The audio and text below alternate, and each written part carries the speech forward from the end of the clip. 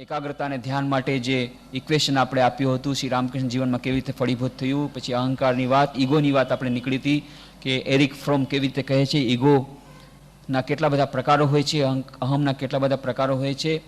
ए बधी चर्चा आपणे आज न करी शक्या। आवता शनिवारे फरीथी 6:30 वागे ए चर्चा करवानो प्रयत्न करीशुं। ओम शांति शांति शांति। हरि ओम तत्सत्। श्रीरामकृष्णार्पणमस्तु। मृत्योर्मा अमृतं गमय। ओम शांति शांति शांति।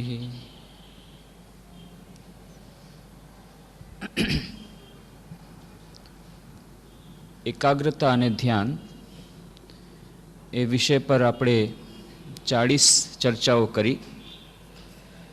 छेल्ली चर्चा में आपणे जोयुं के एकाग्रता अने ध्यान मेळववा माटे आपणे कठिन परिश्रम करवो पड़शे,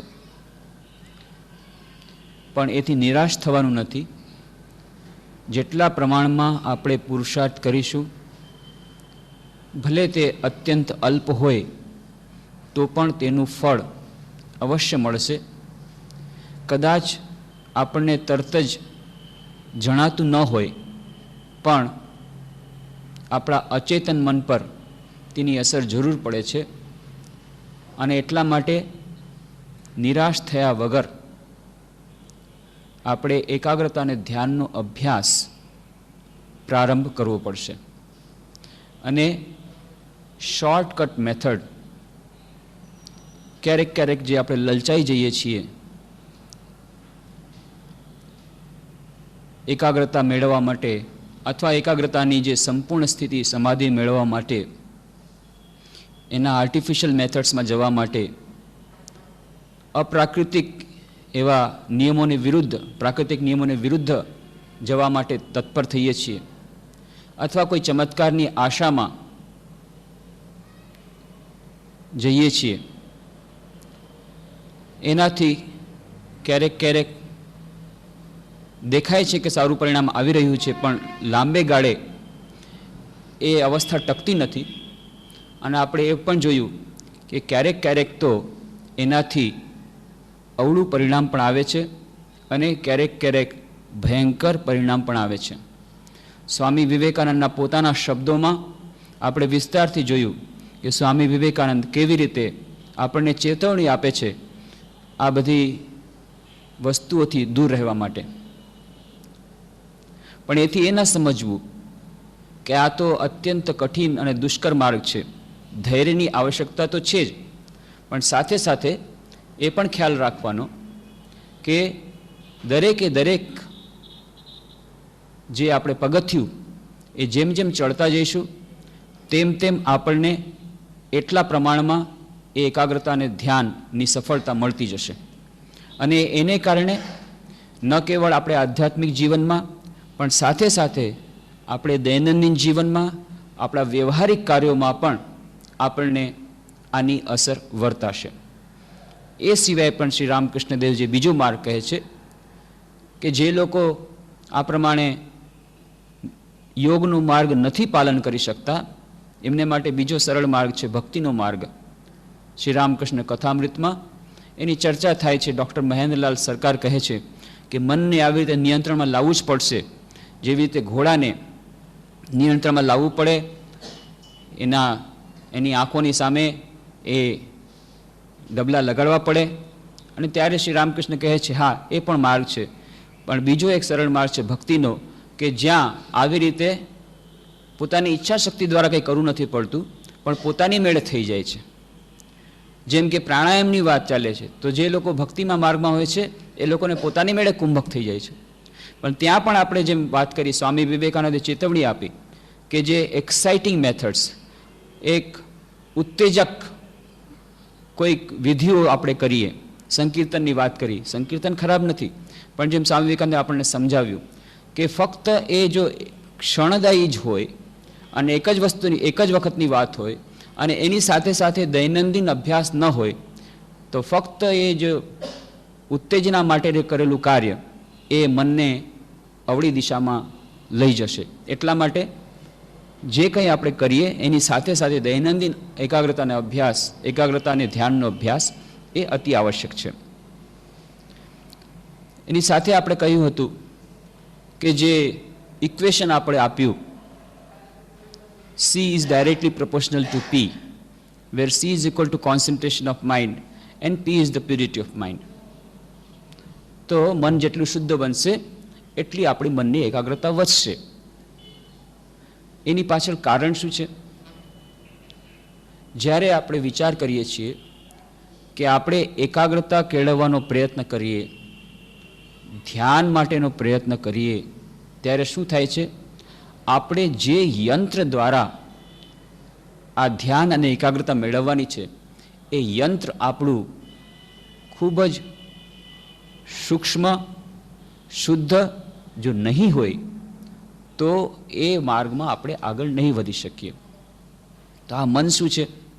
આપણે જ્યારે આંખો બંધ કરી અને ધ્યાન કરવાનો પ્રયત્ન કરીએ છીએ, વિચાર કરવાનો પ્રયત્ન કરીએ છીએ, કોઈ પણ એક વસ્તુ પર, એક વિચાર પર આપણે એકાગ્ર મનને કરવાનો પ્રયત્ન કરીએ છીએ, તો શું થાય છે? મન એક વિચાર પર ટકતું નથી. વિભિન્ન પ્રકારના વિચારો આવે છે. અને એ વિભિન્ન પ્રકારના વિચારો એવું નથી કે વિભિન્ન પ્રકારની મૂર્તિઓ આવે છે, વિભિન્ન પ્રકારના દૃશ્યો આવે છે, એટલું જ નહીં, પણ વિભિન્ન પ્રકારની ભાવનાઓવાળા દૃશ્યો આવે છે, જેને એકબીજા સાથે કોઈ સંલગ્નતા નથી એવી જાતના વિચારો આવે છે. એક મિનિટ માટે એક વિચાર આવ્યો, વળી બીજી પડે એક બીજી જ જાતનો વિચાર આવ્યો. આનું નામ છે ફિનોમિના ઓફ ડિસોસિએશન. આધુનિક મનોવૈજ્ઞાનિક પિયરે જેનેટ, ફ્રેન્ચ મનોવૈજ્ઞાનિક, ફ્રેન્ચ સાયકોલોજિસ્ટ પિયરે જેનેટ, એમણે આની શોધ કરી, આ ફિનોમિના ઓફ ડિસોસિએશન, કે જ્યારે કોઈ પણ વ્યક્તિ એ વિચાર કરવા બેસે છે, મનને ધ્યાન કરવાનો પ્રયત્ન કરે છે, એકાગ્ર કરવાનો પ્રયત્ન કરે છે, ત્યારે ડિસોસિએશન, મન વિભાજિત અવસ્થામાં થાય છે. કેવી રીતે થાય છે? પ્રત્યેક વ્યક્તિના માટેનું વ્યક્તિત્વ હોય છે અને એ વ્યક્તિત્વ એક નથી હોતું, એ વિભાજિત વ્યક્તિત્વ હોય છે. એક વ્યક્તિ પિતા પણ છે, પછી બીજા રૂપમાં પુત્ર પણ છે, કોઈકનો ભાઈ પણ છે, એ શિક્ષક પણ છે, એ વેપારી પણ છે. તો આ વિભિન્ન પ્રકારના રોલ્સ એને પ્લે કરવાના હોય છે. વિભિન્ન પ્રકારનું જે વ્યક્તિત્વ એના એક વ્યક્તિત્વમાં સમાયેલું છે, એ બધાની સાથે પોતપોતાની ભાવનાઓ, વિભાવનાઓ સમાયેલી છે. અને એટલે જ માટે જ્યારે આ બધા વ્યક્તિત્વનું કોન્ફ્લિક્ટ થાય ત્યારે એ મન વિભાજિત થઈ જાય. તો ડિસોસિએશન ફિનોમિનાની ઉપરથી જ પિયરે જેનેટે કહ્યું કે આ જેટલા પ્રકારના રોગો, ન્યુરોસિસથી માંડી અને પછી એક્સ્ટ્રીમ જે ઇમ્બેલેન્સ, જેમાં કહેવાય છે રેપ્ચર ઓફ પર્સનાલિટી, જ્યારે વ્યક્તિત્વ ખંડિત થઈ જાય છે, તો એના ઘણા બધા રૂપોમાં ફોર્મ આવે છે. ઓર્ડિનરી ફોર્મ ઓફ ડિસોસિએશન, કા ન્યુરોસિસ, અથવા તો complete breaking off personality, split personality જેને કહે છે. ક્યારેક ક્યારેક કહીએ છીએ ને આપણે કે આની તો સ્પ્લિટ પર્સનાલિટી છે. સ્પ્લિટ પર્સનાલિટી એટલે એનું વ્યક્તિત્વ બે ભાગમાં વહેંચાઈ ગયું છે. ક્યારેક તો જાણે ખૂબ જ સરસ લાગે છે વ્યક્તિ, વળી બીજા કોઈ ક્ષેત્રમાં લાગે છે એકદમ ખરાબ. તો આ સ્પ્લિટ પર્સનાલિટી, એ સ્પ્લિટ પર્સનાલિટી કેવી રીતે આવે છે? એનું કારણ શું છે? આ વિભાજિત, જેમ આપણું મન ધ્યાનમાં વિભાજિત થઈ જાય છે, એની પાછળનું આ વ્યક્તિત્વ આપણું જે વિભાજિત થયેલું છે, અથવા ન્યુરોસિસ લાગે છે, એનું કારણ શું છે? તો કારણ કહે છે એ મોડર્ન સાયકોલોજિસ્ટ ઇમ્પલ્સીસ, કોમ્પ્લેક્સીસ, ઇન્સ્ટિંક્ટ્સ, આ બધા એ લોકો નામ આપ્યા. તો જેમ કે અર્જુનને ન્યુરોસિસ નામનો રોગ લાગુ પડી ગયો. એકદમ યુદ્ધ ક્ષેત્રમાં આવ્યો, શ્રી કૃષ્ણ ભગવાનને કહે છે લઈ ચાલો મારો રથ, ત્યાં વચ્ચોવચ્ચ જોવું તો ખરો કોણ મારી વાર સાથે યુદ્ધ લડવા માટે આવ્યા છે, જોઈ લો એકવાર. આવે છે જોવા માટે, પણ અચાનક હાથ પગ થરથર ધ્રુજવા માંડી જાય છે, ગાંડી હાથમાં રહેતું નથી અને કહે છે હું લડીશ નહીં. પરસેવો વળી જાય છે, બેસી જાય છે પાછળ. શ્રી કૃષ્ણ ભગવાન કહે છે હું લડીશ નહીં. શું થયું? ન્યુરોસિસનો શિકાર થઈ ગયો. આ ન્યુરોસિસ કેવી રીતે આવ્યું? તો એનું બેકગ્રાઉન્ડ જુઓ મહાભારતનું આખું, કેવી રીતે એના વ્યક્તિત્વના ઉપર કેટલી પ્રકારના ઘા લાગ્યા હતા, કેવી પ્રકારે એને એ છુપા વેશમાં રહેવું પડ્યું હતું, જે વેશમાં એને રહેવાની ઈચ્છા નથી એવા વેશમાં એને 1 વર્ષ સુધી રહેવું પડ્યું હતું. આ બધા એના કારણોને કારણે અને એની પોતાના સગાવાલો પ્રત્યેની આસક્તિ, આ એક તરફ તો સગાવાલા પ્રત્યેની આસક્તિ, બીજી તરફ પોતાનું કર્તવ્ય કર્મ, રાજ્ય મેળવવાની લોભ એ પણ છે, આ તરફ પોતાના સગાવાલા તરફની આસક્તિ. આમ એક સાથે બધું જ્યારે થાય છે, જ્યારે કોઈ પણ વ્યક્તિના મનમાં વિભિન્ન પ્રકારની ભાવનાઓ, વિશેષ કરીને વિપરીત ભાવનાઓ, એક તરફ તો ભાવના છે લડું, બીજી તરફ જે ભાવના બિલકુલ નહીં લડું, આવી પ્રકારના અપોઝિટ કોન્ફ્લિક્ટિંગ થોટ્સ ઘણી વાર આવે છે. કોઈ પરીક્ષા કોઈને દેવાની ઈચ્છા છે, બીજી થોટ્સ કે પરીક્ષા નથી દેવી. આ જ્યારે આવી જાતના ઇન્ટેન્સ ફિલિંગ આવી જાય, બે વિપરીત ભાવનાઓ એક સાથે આવી જાય, અથવા તો બેથી વધુ વિપરીત પ્રકારની ભાવનાઓ એક સાથે એક જ વખતે મનમાં આવી જાય, તો કોન્ફ્લિક્ટ થાય. અને એ કોન્ફ્લિક્ટને કારણે એ મનુષ્ય વધારે ઝઝૂમી ન શકે. ઝઝૂમતા એને ન્યુરોસિસ નામનો રોગ લાગુ પડે, અને એ જ ન્યુરોસિસ કરતાં કરતાં આગળ વધીને પછી છેવટે એને સ્પ્લિટ પર્સનાલિટી કરી દે, વ્યક્તિત્વનો ભાગ પાડી દે. તો મોડર્ન સાયકોલોજીસ્ટ કહે છે આ કોમ્પ્લેક્સિસ, ઇમ્પલ્સિસ એને કારણે થાય છે. અને જે મોડર્ન સાયકોલોજી, એમાં સૌથી મોટું યોગદાન રહ્યું છે ફ્રાયડનું. ફ્રાયડનું નામ બધાએ સાંભળ્યું છે. તો ફ્રાયડે 2 મહાન શોધ કરી મન વિશે. એક તો એમણે કહ્યું કે આ જે આપણું મન છે, એ મન, જે મનથી આપણે વિચારીએ છીએ, જે મનને આપણે જાણીએ છીએ, જે મન વિશે આપણને કંઈ ખબર છે, આપણને પોતાના મન વિશે ખબર છે, એ મન જ સર્વસ્વ નથી. એ તો મનનો ઉપરનો ભાગ છે. એનું નામ છે કોન્શિયસ માઇન્ડ, ચેતન મન.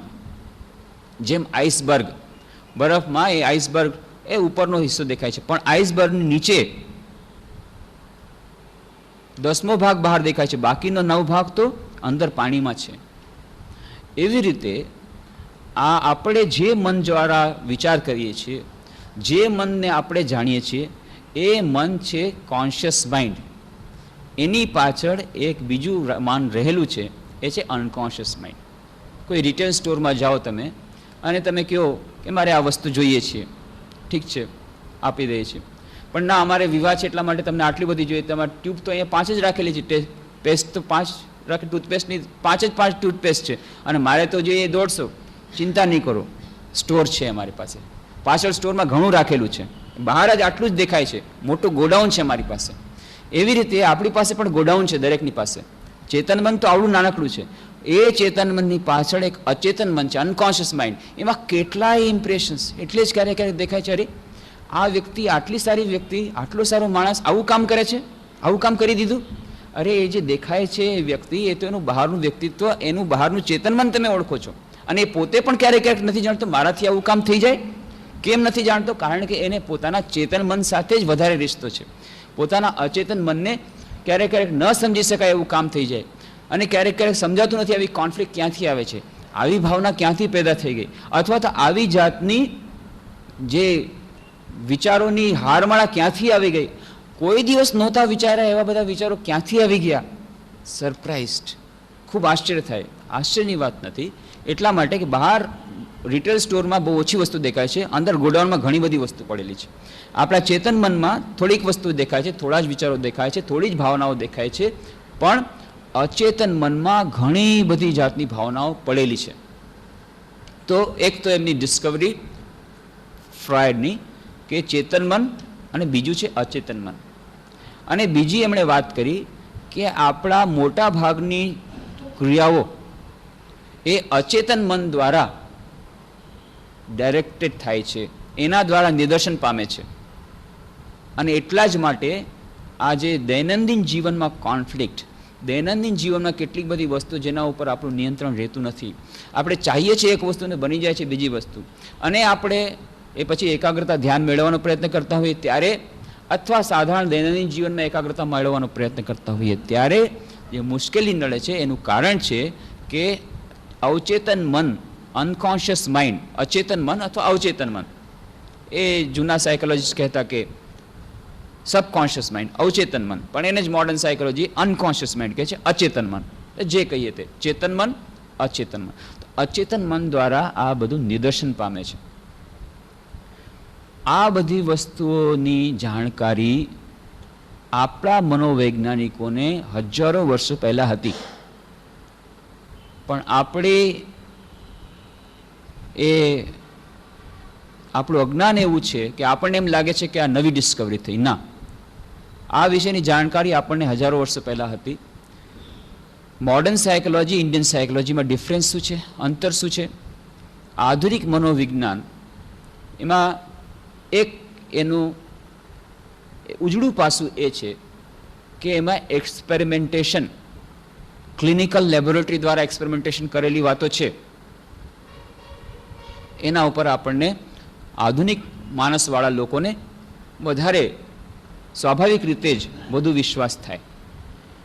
પણ સાથે સાથે યાદ રાખવું જોઈએ કે આધુનિક મનોવૈજ્ઞાનિકે જે ફ્રાયડે જેનાથી શરૂઆત કરી થોડીક વસ્તુઓની, બહુ સરસ સરસ વાતો કરી, પણ કેટલીક વાતોમાં ભૂલ કરી, અને એ આપણે જાણવું જોઈએ. અને એટલા જ માટે એના પોતાના શિષ્યો એમનાથી જુદા પડી ગયા. એના પછી તો યંગ, એડલર, એ લોકો એનાથી જુદા પડીને બીજી જાતની થિયોરી કરીને, પછી તો એરિક ફ્રોમ, એણે આવીને તો પછી એકદમ ભારતીય મનોવિજ્ઞાનને ઘણે મોટે અંશે અપનાવ્યું. અને અત્યારે જે આધુનિક મનોવિજ્ઞાન, મોડર્ન સાયકોલોજી, એ તો લગભગ ઇન્ડિયન સાયકોલોજીના બધા પાસાઓને લેવા માટે જાણે તત્પર થઈ ગયા છે. તો ફ્રાયડે થોડીક વસ્તુ બહુ સારી કરી, બહુ સારી કહી, એણે એક્સપેરિમેન્ટેશન કર્યા, પણ બે વસ્તુઓમાં યાદ રાખવું જોઈએ. એક, એણે જેટલા કાંઈ એક્સપેરિમેન્ટ્સ કર્યા હતા ફ્રાયડે, એ બધાએ મોટે ભાગે પશુઓ પર કરેલા હતા, માણસ પર નહોતા કરેલા. તો માણસના મનમાં અને પશુના મનમાં ભેદ છે, અને એટલા જ માટે ક્યારેક ક્યારેક એના તારણો આપણા આધુનિક, આપણે પ્રાચ્ય મનોવૈજ્ઞાનિક ભારતીય મનોવિજ્ઞાન સાથે મળતા નથી. એક. નંબર બે, કે એણે એ ભૂલ કરી લીધી, અને ભૂલ માટે એની જવાબદારી પોતાની નથી. જવાબદારી એ છે કે એણે એવા જાતના લોકો સાથે એક્સપેરિમેન્ટ્સ કર્યા, કારણ કે મોટા ભાગના લોકો સાથે જે લોકો ઉપર એણે એક્સપેરિમેન્ટ કર્યા લેબોરેટરીમાં, એ એમણે પ્રયોગો કર્યા, એ મોટા ભાગના લોકો એબનોર્મલ હતા, અસામાન્ય હતા, સામાન્ય લોકો નહોતા. એ લોકો સાયકોલોજીકલ પેશન્ટ હતા, એ લોકો મનોવૈજ્ઞાનિક રીતે રોગી હતા. તો રોગીઓના વલણ પરથી એણે એમ તારવી લીધું કે બાકી બધા પૃથ્વીમાં જેટલા માણસો છે બધા રોગી છે, અને એ રોગ હોય તો એના રોગી માટે એને જે એની અનકોન્શિયસ માઇન્ડના, અચેતન મનમાં જેટલી ઈચ્છાઓ છે એને સંતુષ્ટ કરો બસ, અને તમને એ તમારી કોમ્પ્લેક્સીસમાંથી ફ્રી થઈ જશો. એના પછી તો એડલરે એના સુધી આગળ વધીને કહ્યું કે ના, બરાબર નથી. પછી તો મોડર્ન સાયકોલોજીસ્ટે બધું ફેરવી નાખ્યું છે, પણ હજી સુધી આપણા મનમાં ક્યારેક ક્યારેક એવી જાતની એ ભૂલ ભ્રમણા હોય છે કે ફ્રાયડ પ્રમાણે આપણે ચાલવું જોઈએ, અને ખૂબ છૂટો દોર મૂકી દો, કોમ્પ્લેક્સીસ બધી દૂર થઈ જશે. પણ એ પછીના મોડર્ન સાયકોલોજીસ્ટે આ વાતને સુધારી લીધી, કારણ કે જે તારવણી ફ્રાયડે કરી હતી એ તારવણી કાં પશુઓ ઉપર એક્સપેરિમેન્ટ કરીને, અથવા તો જે લોકો સાયકોલોજીકલ પેશન્ટ હતા, મનોવૈજ્ઞાનિક રોગીઓ હતા, એ રોગીઓ પર પ્રયોગો કરીને એણે મેળવી હતી. ત્યારે ભારતીય મનોવૈજ્ઞાનિકો, આપણા ઋષિમુનિઓ અને આપણા ભારતીય મનોવિજ્ઞાનના આદ્ય પુરુષ એ છે કપિલ મુનિ. કપિલ મુનિએ આ બધા મનોવિજ્ઞાનના સિદ્ધાંતો આપ્યા, અને એને જ પછી વૈજ્ઞાનિક ઢબે રજૂ કર્યા પતંજલિએ. અને એ જ પતંજલિ પછી પતંજલિ જે યોગસૂત્ર લખ્યા છે, એ જ પતંજલિ યોગસૂત્ર ઉપર આજના આપણા યુગમાં વ્યાખ્યા આપી સ્વામી વિવેકાનંદે, અને એ જે વ્યાખ્યા આપીને ગ્રંથ રજૂ કર્યો છે એ છે રાજયોગ. જે રાજયોગ વાંચીને કેટલા ક્રાંતિવીરોનું જીવન બદલાઈ ગયું, ગાંધીજીથી માંડી અરવિંદોનું જીવન બદલાઈ ગયું. અરવિંદો પોતાનું આખું જીવન રાજયોગ માટે સમર્પિત કરી દીધું. એ જે રાજયોગ એ છે પતંજલિ યોગસૂત્ર. અને પતંજલિએ જે મનોવિજ્ઞાનના સૂત્રો રજૂ કર્યા છે એ છે કપિલ મુનિએ જે રજૂ કર્યું હતું. અને કપિલ મુનિએ જે મનોવિજ્ઞાનના તારવણીથી કારમ કરી હતી એ સાંખ્ય દર્શન પર આધારિત છે. સાંખ્ય અને વેદાંત દર્શનમાં થોડોક ભેદ છે, પણ એ ભેદ પર આપણે જવાની અત્યારે જરૂર નથી. આપણે તો અત્યારે જે કપિલ મુનિએ જે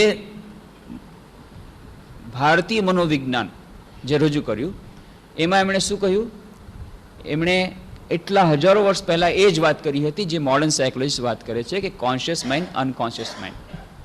એમણે હજી આગળ વધારીને વાત કરી હતી કે આ પૃથ્વીમાં, આ જગતમાં, આ વિશ્વમાં એક જ વસ્તુ કોન્શિયસ છે અને એ છે આત્મા. એને સાંખ્યની ભાષામાં એને પુરુષ કહ્યો. તો પુરુષ અને પ્રકૃતિ, ફક્ત પુરુષ કોન્શિયસ છે, ચેતન છે, પ્રકૃતિ જળ છે. આત્મા, એને વેદાંતની ભાષામાં કહીએ તો આત્મા અથવા બ્રહ્મ એ ચૈતન્ય તત્વ છે અને બાકી જેટલી પ્રકૃતિ છે એ બધી અચેતન છે, જળ છે. પણ જળ છે એટલે નિષ્ક્રિય નથી, બલકે પુરુષને એ ક્રિયાત્મક કરે છે. એ ક્રિયાત્મક પ્રકૃતિ પણ પોતે પાછી અચેતન છે. એનું ઉદાહરણ આપણે શ્રી રામકૃષ્ણના ઉદાહરણ દ્વારા સમજાવ્યું હતું આની પહેલાં, કેવી રીતે થઈ શકે કે જળ પ્રકૃતિ થઈને પણ કેવી રીતે ક્રિયાશીલ હોઈ શકે એની આપણે વાત કરી. તો પુરુષ એ જ ચૈતન્ય સત્તા છે, પ્રકૃતિ એ ક્રિયાશક્તિ છે, પણ એ જળ છે. અને આ જેટલા આપણા બધાયના મન છે, આ બધાયના મન આ પ્રકૃતિના જ રૂપ છે. અને આપણું વ્યક્તિગત મન, આ જે યુનિવર્સલ પ્રિન્સિપલ્સ જે છે, જેમ કર્મનો સિદ્ધાંત છે, જેમ ગુરુત્વાકર્ષણનો સિદ્ધાંત છે ફિઝિકલ વર્લ્ડમાં, એવી રીતે મેન્ટલ વર્લ્ડમાં કર્મનો સિદ્ધાંત છે. અને એવી જ રીતે સાયકોલોજીના પણ થોડાક યુનિવર્સલ પ્રિન્સિપલ્સ છે. સ્વામી વિવેકાનંદ કહે છે કે સૌથી પહેલો તો સિદ્ધાંત એ કે આપણું જે વ્યક્તિગત મન છે, વ્યષ્ટિ મન, એ સમષ્ટિ મનનું એક રૂપ છે. અને એટલા જ માટે જેણે પોતાના વ્યષ્ટિ મન પર નિયંત્રણ લાવી દીધું એને સમષ્ટિ મન પર નિયંત્રણ આવી જાય છે. અને એટલા જ માટે વ્યષ્ટિ મન પર નિયંત્રણ લાવવું એટલું અઘરું છે. વ્યષ્ટિ મન પર નિયંત્રણ લાવવાથી સમષ્ટિ મન પર નિયંત્રણ આવી જાય છે. અને એ જે યોગીને વિભિન્ન પ્રકારની જે સિદ્ધિઓ પ્રાપ્ત થાય છે, કેમ? કારણ કે એ વ્યષ્ટિ મનના નિયંત્રણથી સમષ્ટિ મનનું નિયંત્રણ આપોઆપ થઈ જાય છે. અને એટલા જ માટે વ્યષ્ટિ મનનું નિયંત્રણ વધુ કઠિન હોય છે. તો આપણું જે વ્યક્તિગત મન છે એ સમષ્ટિ મનનું જ એક રૂપ છે. અને આ સમષ્ટિ મન છે એ પણ પોતે જળ છે અને વ્યષ્ટિ મન એ પણ જળ છે. તો આ પ્રકૃતિના જ ભાગરૂપે છે, જળ પ્રકૃતિના ભાગરૂપે જળ મન છે. તો પછી ચેતન દેખાય છે કેવી રીતે? જ્યારે આત્માનો પ્રકાશ અથવા પુરુષનો એ પ્રકાશ જે ભાગમાં પડે છે એને આપણે ચેતન મન કહીએ છીએ. તો જેને ફ્રોઈડે કહ્યું કોન્શિયસ માઇન્ડ, એને આપણી લેંગ્વેજમાં કહ્યું મન. જે મનને આપણે જાણીએ છીએ એને કહ્યું મન. આ મન કેવું છે? જે મન પર પુરુષની અથવા આત્માનો પ્રકાશ પડ્યો છે એનું નામ મન. પછી મન સિવાય મન જે આપણે મન કહીએ છીએ એ મનના વિભિન્ન ભાગો છે. અને એને ટેકનિકલ લેંગ્વેજમાં કેવું હોય, યોગની ભાષામાં કહ્યું તે એને કહ્યું અંતઃકરણ. અંતઃકરણના વિભિન્ન ભાગો છે. અંતઃકરણનો એક ભાગ છે મન, બીજું ભાગ છે બુદ્ધિ. બુદ્ધિ એટલે જેના પર એ પુરુષનો એ આત્માનો પ્રકાશ વધુ પ્રકાશી રહ્યો છે અને સામાન્ય મન કરતાં જે વધુ આગળ છે એનું નામ કહ્યું બુદ્ધિ, કે જેમાં આ ફેકલ્ટી ઓફ ડિસ્ક્રિમિનેશન, શું સારું શું નરસું જે વિચારોની શક્તિ છે એનું નામ કહ્યું બુદ્ધિ. અને એક છે અહંકાર, જે આ બધાને મેળવીને કહે છે કે મેં આમ વિચાર્યું, આ અહમ. અને ચોથું છે ચિત્ત. અને આ ચિત્ત કેવું છે? ચિત્ત જાણે કે સાગર, એક સરોવરનું તળિયું છે અને એ તળિયામાં વિભિન્ન પ્રકારના સંસ્કારો, વૃત્તિઓ, વિચારો એ બધી રહેલી છે. એ જાણે કે સ્ટોર હાઉસ છે. તો આ અનકોન્શિયસ માઇન્ડની જે વાત ફ્રોઈડે કરી અત્યારે આપણા જમાનામાં, એ વાત કેટલા વર્ષો પહેલાં, હજારો વર્ષો પહેલાં પતંજલિએ કરી, એની પહેલાં કપિલ દેવે કરી, કે આ આપણું જે મન, જે મન આપણે કહીએ છીએ એ મન સાધારણ મન નથી. એ મનની પાછળ, એ અંતઃકરણની પાછળ એના વિભિન્ન ભાગો છે. એક તો જે મનને આપણે કહીએ છીએ સાધારણ રીતે કે મેં મન દ્વારા આવો વિચાર કર્યો, એ મન. બુદ્ધિ, જે ડિસ્ક્રિમિનેટિંગ ફેકલ્ટી અથવા ફેકલ્ટી ઓફ ડિસિઝન મેકિંગ, જેના દ્વારા નિર્ણયાત્મક શક્તિ. અને પછી જે ચિત્ત, આ ચિત્તના તળિયામાં, સરોવરના તળિયામાં કેટલાય પ્રકારના વિચારો રહેલી છે, કેટલી પ્રકારની વૃત્તિઓ રહેલી છે. અને જેને ઇન્સ્ટિંક્ટ્સ અથવા કોમ્પ્લેક્सेस અથવા તો ઇમોશન્સ, આ બધી વાતો કરી, જેને કારણે ન્યુરોસિસ થાય છે, જેને કારણે ડિસોસિએશન થાય છે, જે પીરિયડ જેનેટે વાત કરી એની જ વાત કરે છે પતંજલિ. આ બધું થાય છે સંસ્કારોને કારણે. આપણા મનની અંદર સંસ્કારો રહેલા છે અને એ સંસ્કારો ને જ કારણે આપણે ક્યારેક ક્યારેક ચાહીએ છીએ એવું વિચારી શકતા નથી, વિચારીએ છીએ એવું કરી શકતા નથી, આ સંસ્કારોને કારણે. અને આપણા વિચાર પણ આપણા હાથમાં નથી, એટલા માટે કે આ સંસ્કારોને કારણે આપણે થાય છે. તો આ મન નામનું જે યંત્ર છે એ આપણે પોતે ઘડ્યું નથી જાણે કે, અને મળેલું છે. હવે આ મનને પહેલાં તો સુધારવું પડે, ત્યારે આપણે એકાગ્રતા અને ધ્યાનના અભ્યાસમાં આગળ વધી શકીએ. એટલા જ માટે જે વાત કરી કે ફરી કરીને એ જ વાત આવે છે સંસ્કાર. હવે સંસ્કાર કેવી રીતે નિર્માણ થાય છે? તો સંસ્કારના બે રૂપ છે, એક કર્મબીજ અને વાસના. અને આ કર્મબીજ અને વાસના શું છે એનો વિસ્તારથી આપણે પછી ચર્ચા કરીશું. તો આ સંસ્કારોને કારણે આપણી વૃત્તિઓ પર આપણો કંટ્રોલ રહેતો નથી. આ સંસ્કારોમાંથી ઉદ્ભવતા હોય છે, અનકોન્શિયસ માઇન્ડમાંથી, ચિત્તમાંથી આ સંસ્કારો ઉદ્ભવતા હોય છે. આપણે ન ચાહીએ ત્યારે પણ. ખાસ કરીને વિશેષ કરીને એવું જોવામાં આવે છે કે આમ તો આપણું મન શાંત હોય, આપણને કોઈ જાતનું ડિસ્ટર્બન્સ ન હોય, પણ જ્યારે ધ્યાન કરવા બેસીએ ત્યારે મન વધુ ચંચળ બની જાય છે. જ્યારે ધ્યાન કરવા બેસીએ ત્યારે મનમાં એવા સંસ્કારો વધુ ઉદ્ભવે છે અને કોઈ દિવસ ક્યારેક ક્યારેક તો ન વિચાર્યા હોય એવા વિચારો આવી જાય છે અને આપણે ભયભીત બની જાય છે અથવા આશ્ચર્યચકિત થાય કે આ શું થઈ ગયું, આના કરતાં ધ્યાનનો અભ્યાસ પ્રારંભ નહોતો કર્યો એ સારું હતું, આ વિચાર તો કોઈ દિવસ નહોતા. પણ એનું કારણ છે કે જ્યારે આપણે ધ્યાન કરવા બેસીએ છીએ, મનને એકાગ્ર કરવા બેસીએ છીએ, આપણી દ્રઢ ઈચ્છા શક્તિ દ્વારા જાણે કે બાકોરું પાડવાનું વાત કરીએ છીએ. અને આના દ્વારા શું થાય છે? સરોવરના તળિયામાં આપણે જાણે કે પથ્થર નાખ્યો, કાંકરો નાખ્યો, અને એને કારણે, એ લહેરોને કારણે જે અંદરનો કાદવ એ બહાર આવી ગયો. તો કાદવ તો હતો જ એ સરોવરમાં, પણ અત્યાર સુધી પાણી ઉપરનું બહુ સારું દેખાતું હતું. આપણને એમ હતું કે તળાવ એકદમ સ્વચ્છ છે, અંદર કોઈ જાતની ગંદકી નથી. પણ અંદર કેટલી બધી ગંદકી તળિયામાં પડેલી છે એનો વિચાર આપણને આવતો નથી. એ ક્યારે આવે છે? જ્યારે આપણે એ લાઠી લઈ અને હલાવીએ નીચેનું તળિયું, ત્યારે બધો એ કાદો, બધી જાતની ગંદકીઓ બધી ઉપર આવે. ધ્યાન માટેની ચેષ્ટા જ્યારે આપણે કરીએ છીએ, મનને જ્યારે એકાગ્ર કરવાનો પ્રયત્ન કરીએ છીએ, ત્યારે જાણે કે આપણે આપણા સરોવરના તળિયામાં ચિત્તમાં જે સંસ્કારો રહેલા છે એને કે જાણે આપણે વલોવીએ છીએ, અને એ વલોવવાથી એ બધી ગંદકી બહાર આવે છે. તો એને જ કારણે આ જે વૃત્તિઓનો ઉદ્ભવ એ આવે છે સંસ્કારોમાંથી. અને સંસ્કારો કેવી રીતે ઉત્પન્ન થયા? સંસ્કારો ઉત્પન્ન થાય છે અનુભવના આધાર પર.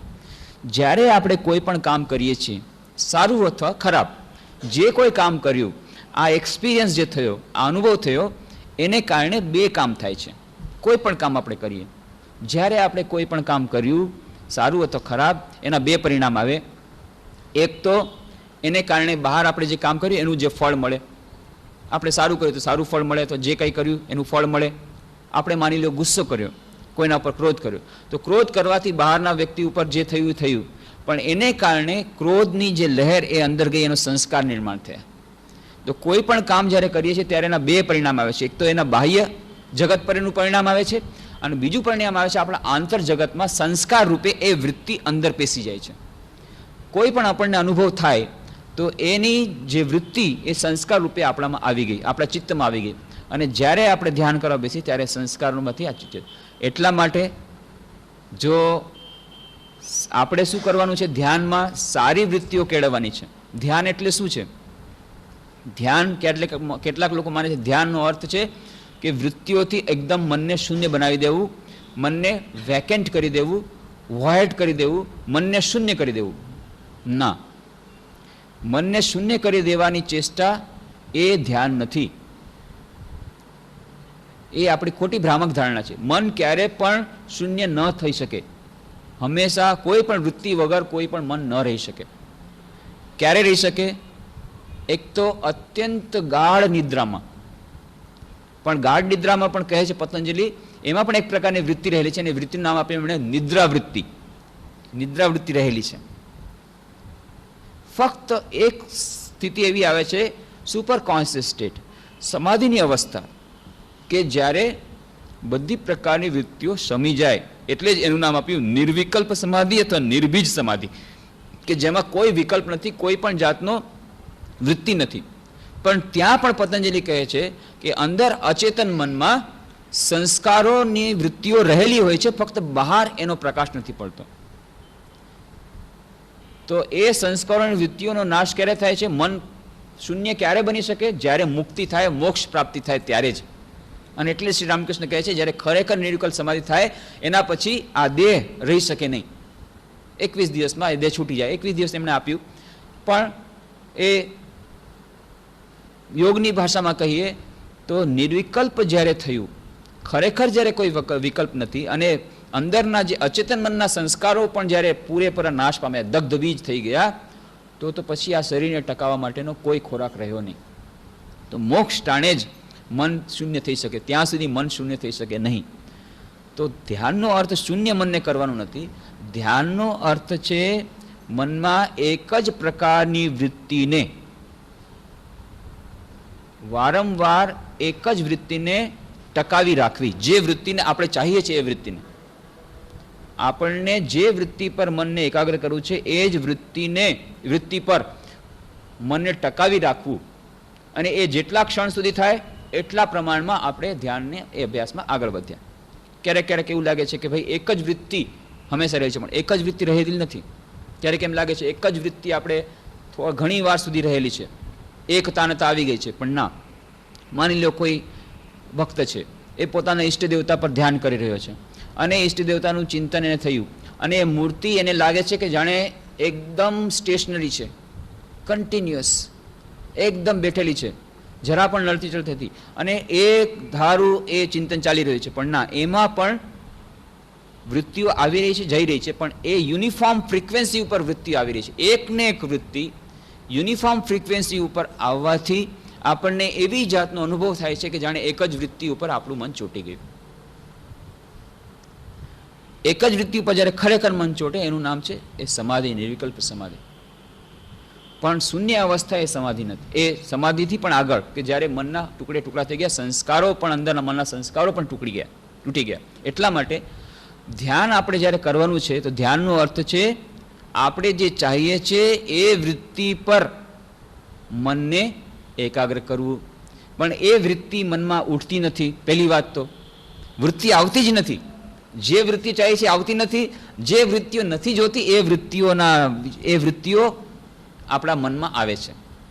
એટલે સૌથી પહેલી વાત તો આપણે છે ધ્યાન અને એકાગ્રતાનો અભ્યાસ જ્યારે કરીએ, સૌથી પહેલી આવશ્યકતા છે આપણા મનમાં સારી વૃત્તિઓ ઉદ્ભવે, જેવી ચાહે છે એવી વૃત્તિઓ ઉદ્ભવે. અને એ ત્યારે જ શક્ય છે કે જ્યારે આપણા અચેતન મનમાં, ચિત્તમાં જે સંસ્કારો છે એ પરિશુદ્ધ થાય તો જ એમાંથી સારી વૃત્તિઓ આવશે. ગ્રોસ અને ફાઇન વૃત્તિ, કેટલીક વૃત્તિ એવી છે કે જેને આપણે કહીએ કે ખરાબ વૃત્તિઓ કે નકામી વૃત્તિઓ. બીજી વૃત્તિઓ છે એના કરતાં વધારે સારી વૃત્તિ, એનાથી વધારે સારી વૃત્તિઓ એવી કે જે આપણને અતિચેતન અવસ્થામાં ક્યારેક ક્યારેક લઈ જઈ શકે એવી જાતની વૃત્તિ. માની લો કોઈ ઈષ્ટ દેવતા પર ચિંતન કરે છે, એને ઈષ્ટ દેવતાની વૃત્તિ જોઈએ છે, પણ ઈષ્ટ દેવતાની વૃત્તિ આવતી નથી. ત્યારે બીજી બધી પ્રકારની વૃત્તિઓ આવીને જોર કરીને એ વૃત્તિને ફેંકી દે છે. કેમ? કારણ કે એ જે અટેક થઈ રહ્યો છે એ અટેક પોતાના અવચેતન મનમાંથી થઈ રહ્યો છે. આપણા ચિત્તમાં, આપણા અનકોન્શિયસ માઇન્ડમાં જે સંસ્કારોનો સમૂહ છે, એ સંસ્કારોનો સમૂહ જ્યારે જુએ છે કે મન વલોવાઈ રહ્યું છે ત્યારે એ અંદરનો કદો બધો બહાર નીકળે છે અને જે વૃત્તિ આપણને જોઈએ છે એ વૃત્તિ પર મન ટકતું નથી. એટલા જ માટે ફરીને વાત એ જ આવે છે, જ્યાં સુધી આપણા મનની શુદ્ધિ નહીં થાય, આ જે સંસ્કારો છે એ સંસ્કારોની પરિશુદ્ધિ નહીં થાય, જે મનની શુદ્ધિની વાત કરી, મનમાં પવિત્રતા નહીં આવે, જે કહ્યું કે C is directly proportional to P, શું કરવા? એની પાછળનું મનોવિજ્ઞાન આ છે કે જે યંત્ર દ્વારા આપણને મન એકાગ્રતાને ધ્યાનમાં આગળ વધવું છે, ખરેખર આગળ વધવું છે, ફક્ત ચમત્કારિક કોઈ થોડીક વાર એ ચમત્કાર દેખાઈ ગયો અને પછી જેવા હતા તેવા નહીં, પણ ખરેખર આપણે આગળ વધવું છે એકાગ્રતા ધ્યાનના અભ્યાસમાં. એનો અર્થ જ છે આપણા મનના સંસ્કારોને બદલવો પડશે. અને એ મનના સંસ્કારો ક્યારે થાય છે? સારા કામો કરવાથી સારા સંસ્કારો થાય છે અને સારા સંસ્કારોને કારણે સારા કામો થાય છે. અને એટલા જ માટે જ્યારે ધ્યાનની વાત કરી ત્યારે પતંજલિ કહ્યું આ 7મું સોપાન છે, અને શરૂઆત કરી એમણે યમ નિયમથી, કે જ્યાં સુધી યમ નિયમથી શરૂઆત આપણે નથી કરી ત્યાં સુધી આ લાઈનમાં આપણે નહીં આગળ વધી શકીએ. અને એટલા જ આપણે કહ્યું કે શ્રી રામકૃષ્ણદેવ, મહાવીર, બુદ્ધ, આ જેટલા મહાપુરુષો, જે લોકો ધ્યાનમાં એટલા આગળ વધેલા, એકાગ્રતામાં એટલા આગળ વધેલા, એની પૂર્ણતાની દશાએ પહોંચેલા, એમના જીવનમાં આપણે જોઈએ છીએ યમ નિયમનું કેટલું કઠોર રીતે અને કેટલું સુંદર રીતે અને કેવી રીતે પાલન થયું હતું. આ બંને મળી જાય છે. જે પતંજલિએ કહ્યું કે પ્રથમ સ્ટેપ યમ. યમ એટલે શું? સત્ય, અસ્તેય, બ્રહ્મચર્ય, અપરિગ્રહ, અહિંસા, આ છે યમ. બધાએ આપણે જોઈ લઈએ, આપણે એક્સપેરિમેન્ટ કર, આપણે પોતે જ એનું વિશ્લેષણ કરીએ, મહાપુરુષોનું જીવનનું જોવા મળશે.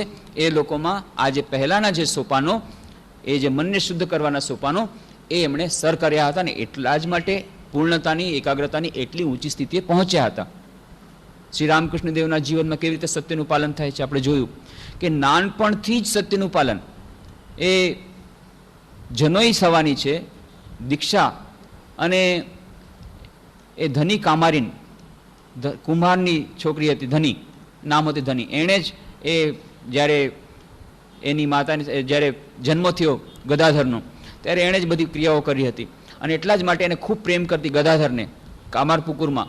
અને ગદાધર એ નાનકડો બાળક 8 વર્ષનો, અને કહે છે, ધની કહે છે, જો બેટા તું સૌથી પહેલી ભિક્ષા કોની પાસે લઈશ? જ્યારે જનોઈની દીક્ષા થશે કે હું તમારી પાસે લઈશ, તમે જ મારી માં છો. એવો રિવાજ છે બંગાળમાં કે જનોઈની દીક્ષા થાય, એ યજ્ઞોપવિત થાય, ત્યારે સૌથી પહેલાં જેની પાસે દીક્ષા લે એ એની બીજી માં બને. એક તો ગર્ભધારિણી માં, અને બીજી માં એ થઈ જે એને ભિક્ષામાં કહે, એને ભિક્ષામાં. તો ભિક્ષામાં તું કોને બનાવીશ? તો કે હું તમને બનાવીશ. આ તો ગદાધરે કહી દીધું, અને એણે છાતી સરસો ચાપી લીધો. ગદાધર, ગદાઈ તું મારો બહુ પ્રિય છે, બહુ સરસ, હું તને પહેલી ભિક્ષા આપીશ, હું તને તારા માટે તૈયારી કરીને રાખીશ. આ તરફ તો ધનીએ બહુ સરસ તૈયારી કરીને રાખી, યજ્ઞોપવિત થશે. યજ્ઞોપવિત થયા, યજ્ઞોપવિત થવાની છે આવતીકાલે, અને ગદાધરે કીધું કાલે મારે પહેલી ભિક્ષા લેવાની છે ધની પાસે. શું વાત કરે છે ધની? કુંભારને ઘરે, એ લોહારણને ત્યાં તું ભિક્ષા લઈશ? નહીં બને. બ્રાહ્મણ, અત્યંત ઉચ્ચ બ્રાહ્મણ ખાનદાનના, અને એ વખતે આજની 150 વર્ષ પહેલાની વાત, કેટલા બધા એ તો જ્ઞાતિના નિયમ કેટલા કઠોર હતા. મોટાભાઈ રામકુમાર કીધું નહીં બને, તારે બ્રાહ્મણ પાસેથી ભિક્ષા લેવી પડશે. ગદાધર કે હું યજ્ઞોપવિત નહીં લઉં, હું જનોઈ નહીં લઉં. બસ મોઢું ફોલાવીને બેસી ગયા. બધા કેટલું બધું સમજાય છે કે ના, મારે લેવી જ નથી, હું લઈશ તો પહેલી ભિક્ષા માતા બનાવીશ, તમે માનો. કેટલા વઢ્યા, કેટલું કર્યું, નથી માનતો. અને એણે બહુ સરસ, એ નાનકડું બાળક શું કહે છે કે બ્રાહ્મણ કોને કહેવાય? જે હંમેશા સત્ય બોલે એને બ્રાહ્મણ કહેવાય. મેં એને વચન આપી દીધું છે, અને જો વચનનું પાલન નહીં કરું તો બ્રાહ્મણ નહીં, તો પછી બ્રાહ્મણનું યજ્ઞોપવિત રહેવાથી મારે ફાયદો શું છે? નાનપણથી જ સત્ય પ્રત્યેની એવી લાગણી, એટલી કઠોર, છેવટે નમતું જોખવું પડે છે, એને યજ્ઞોપવિત થાય છે. અને ધની એ લુહારણ પાસેથી પહેલી ભિક્ષા લે છે. એ તો નાનપણથી જ. અને પછી તો સત્યના એવા મોટા પૂજારી માં કહેતે, પોતે જ કહે છે રામકૃષ્ણ દેવ કે મેં માં જગદંબાને પ્રાર્થના કરી, માં હું કાંઈ નથી જાણતો, હું મૂર્ખ છું, હું તારે શરણાગત થયો છે, તું જ મારી બધું કામ કરી દે, તું જ મને આગળ લઈ જા, મને કાંઈ સમજણ પડતી નથી, તું જ મારું માર્ગદર્શન કર. એ હંમેશા પ્રાર્થના કરે છે, માં આલે તારું જ્ઞાન, આલે તારું અજ્ઞાન, મને કેવળ તારા ચરણ કમળમાં શુદ્ધ ભક્તિ દે. માં આલે તારા કર્મ, આ તારે સુકર્મ, આ તારા કુકર્મ, આ બધું લઈ લે તું, મને તારા ચરણોમાં ભક્તિ જોઈએ, મને બીજું કાંઈ નહીં જોઈએ. આમ બધું મારા ચરણોમાં સમર્પિત કરતે જાય છે. આલો તારો ધર્મ, આલે તારો અધર્મ, બધું તારા ચરણોમાં સમર્પિત, મારે કંઈ ન જોઈએ, મને ફક્ત શુદ્ધ ભક્તિ જોઈએ. પણ રામકૃષ્ણ કહે છે કે હું એક વાત માને ન કહી શક્યો, માં આલે તારું સત્ય અને આલે તારું અસત્ય, મને શુદ્ધ ભક્તિ દે, કે હું ન કહી શકું. કેમ કે જો હું એ વાત કરું તો પછી મેં જે માને આ વાત કરી છે એ પણ અસત્ય થઈ જાય. એ વાત મેં નથી કરી. આલે તારું સત્ય ને આલે તારું અસત્ય, એ વાત નથી કરી. તો સત્યનું એવું પાલન એ શ્રી રામકૃષ્ણ દેવના જીવનમાં જોવા મળે છે. અને એવી રીતે કે જાણે કે એમના પોતાના જીવનમાં એવું વણાઈ જાય છે કે જેવી રીતે કાંચનનો સ્પર્શ એમને થતો નથી, એવી રીતે સત્ય એમને અસત્ય એમને સ્પર્શી શકતું નથી. ત્યાં દક્ષિણેશ્વરના મંદિરમાં રહે છે અને એક દિવસે ગયા છે ત્યાં શંભુ મલિકના બગીચામાં. અને શંભુ મલિકે કહ્યું, એમણે કહ્યું કે મને પેટનો રોગ થયો છે. શંભુ મલિકે કહ્યું, ઠીક છે બાબા તમને હું થોડીક ગોળીઓ આપીશ, એ ગોળીઓ તમે લઈ જજો, એનાથી તમને પેટ ઠીક થઈ જશે. પછી તો બંને વાતચીત કરવા માંડી ગયા. વાતચીતમાં ભૂલી ગયા. રામકૃષ્ણ દેવ અહીંયા દક્ષિણેશ્વરના બગીચામાં પાછા આવવા માંડી ગયા. અચાનક યાદ આવ્યું, અરે શંભુએ કીધું તું આ ગોળી લઈ જજે, દવાની ગોળીઓ તો લાવતો ભૂલી ગયો. એટલે પછી પાછા ગયા. ત્યાં સુધીમાં શંભુ મલિક ચાલ્યા ગયા હતા. તો પાછા જઈ રહ્યા હતા, ત્યાં એમના કમ્પાઉન્ડરે જોઈ લીધું કે શું છે બાબા, કે ના મને શંભુ મલિકે કીધું તું થોડી આ દવાની ગોળી લઈ જજે, તો હું ભૂલી ગયો તો લેતા, તો પાછો આવ્યો લેવા માટે. શંભુ તો નથી એટલે હું જાઉં છું. તો કે એમાં શું વાત છે બાબા, તો હું જાણું છું દવાની ગોળી, હું તો કમ્પાઉન્ડર છું, હું તમને આપી દઉં છું.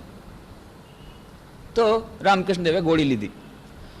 ગોળી લઈ અને આગળ ચાલ્યા. દક્ષિણેશ્વરના મંદિરમાં આવવા જાય છે, રસ્તો દેખાતો નથી, રસ્તો સૂચતો નથી.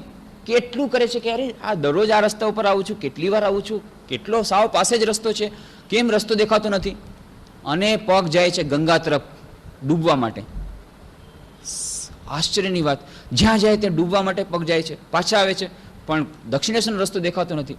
પછી ચાર રસ્તા ઉપર આવીને વિચાર લાગ્યા, શું વાત થઈ ગઈ, કેમ મને આટલો નાનકડો રસ્તો દેખાતો નથી. અચાનક મનમાં આવ્યું, હા અરે વાત તો સાચી છે, જગદંબા મને રસ્તો દેખાડતી નથી. જગદંબા મને હાથ પકડીને સત્યના માર્ગે લઈ જવા માંગે છે, એટલે મને અસત્યના માર્ગેથી મને અટકાવે છે. કેમ, શું થઈ ગયું? મને તો શંભુ મલિકે કીધું તું મારી પાસેથી ગોળી લઈ જાજો, પણ મેં તો શંભુ મલિકને પૂછ્યા વગર એના કમ્પાઉન્ડર પાસેથી ગોળી લઈ લીધી. તો એક તો ચોરી થઈ, બીજું અસત્યનું પાલન થયું. સત્યનું પાલન ન થયું, અસત્યનું પાલન થયું. અસત્ય અને ચોરી, આ બે પ્રકારના દુષ્કર્મો હું કરવા જતો હતો. માં મને હાથ પકડીને સત્કર્મે લઈ જાય, સત્માર્ગે લઈ જવા માંગે છે, એટલા માટે મને રસ્તો નથી સૂચતો. બસ જ્યાં સોલ્યુશન મળી ગયું, ફરી પાછા શંભુ મલિકના બગાનમાં આવ્યા ગોળી પાછી દેવા માટે. પણ ત્યાં સુધીમાં જોયું કમ્પાઉન્ડર પણ દવાખાનું બંધ કરીને ચાલ્યો ગયો છે. હવે શું થાય? જોયું બારી ખુલ્લી છે, બારીમાંથી ગોળી નાખી દીધી અંદર. લે મલ્લિક, શંભુ મલિક, આ તારી ગોળી પાછી લે. નાખી દીધી. હવે પાછા આવે છે, રસ્તો બરાબર દેખાય છે, દક્ષિણેશ્વર મંદિરમાં પહોંચી ગયા. અદ્ભુત! આ તો રેકોર્ડેડ હિસ્ટોરિકલ ફેક્ટ કે આવું બની શકે. પણ આવી રીતે મનનું ગઠન, કે સત્યનું એવું પાલન કે અસત્ય કરવા જાય અજાણતા પણ અસત્યનું પાલન ન થાય, આવું સત્યનું પાલન કર્યા હતા. અને બીજા બધાએ પણ આપણે જોઈશું કેવી રીતે રામકૃષ્ણ દેવના જીવનમાં, મહાવીરના જીવનમાં, આ બધાના જીવનમાં યમ નિયમના પાલનો દ્વારા જ મનની એવી શુદ્ધતા હતી, એને જ કારણે મનની આટલી ઊંચી એકાગ્રતા સુધી એ લોકો પહોંચી શક્યા હતા. એટલા માટે આપણે આ સારું લાગે કે ખરાબ, પણ ભલે લોંગ મેથડ છે, પણ આપણે આ જ રસ્તે જવું પડશે. પણ આપણા પાસે એ આશાની વાણી છે. આ બધા ઉદાહરણો છે કે આવા ઉદાહરણો દ્વારા આપણને એક તો એક ખબર પડે છે કે ના, આ રસ્તાથી આમ કરવાથી આ જે ઇક્વેશન કયું બરાબર છે, જેમ જેમ મન શુદ્ધ થતું છે, જરા બરાબર મનની એકાગ્રતા વધતી જાય છે. એના બધા ઉદાહરણો આપણે જોઈએ છીએ. આપણે દૈનંદિન જીવનમાં આપણે એની ચકાસણી કરી શકીએ છીએ કે જરાક પણ આપણે જો આ નિયમોનું પાલન કરવાનો પ્રયત્ન કરીએ, કેવી રીતે આપણા દૈનંદિન જીવનમાં એમ જ ધ્યાનના જીવનમાં આપણે એકાગ્રતા આગળ વધી શકીએ છીએ, એ આપણે પોતે પણ એક્સપેરિમેન્ટ કરી શકીએ છીએ. તો એની વિશેષ ચર્ચા, એક તો આજે આપણે સંસ્કારોની ચર્ચા કરવાની છે. એની ચર્ચા કે મોડર્ન સાયકોલોજીસ્ટ જેને કોમ્પ્લેક્સીસ કહે છે એ શું છે, અને ભારતીય દર્શન મનોવિજ્ઞાન પ્રમાણે જે સંસ્કારો કહે છે એ કેટલા પ્રકારના છે, ક્યાંયથી ઉદ્ભવે છે, આ મનની શુદ્ધતા કેવી રીતે આવે, અને મનની શુદ્ધતાના કેટલા પ્રકાર છે, અને એ જે શુદ્ધતાના જે સોપાનો એ કેવી રીતે મહાપુરુષના જીવનમાં પ્રતિફલિત થયા છે. એવી જ રીતે જે મોડર્ન સાયકોલોજીસ્ટ જે મનનું જે વિશ્લેષણ કર્યું છે, એ મનનું વિશ્લેષણ અને જે સાયકોલોજી, આપણી સાયકોલોજી, એના ફંડામેન્ટલ જે પ્રિન્સિપલ્સ, જે સિદ્ધાંતો, મુખ્યભૂત સિદ્ધાંતો એ શું છે, એની તુલનાત્મક એનું અધ્યયન, આ બધાની ચર્ચા આપણે આવતા શનિવારે કરવાનો પ્રયત્ન કરીશું સાંજે 6:30 વાગે.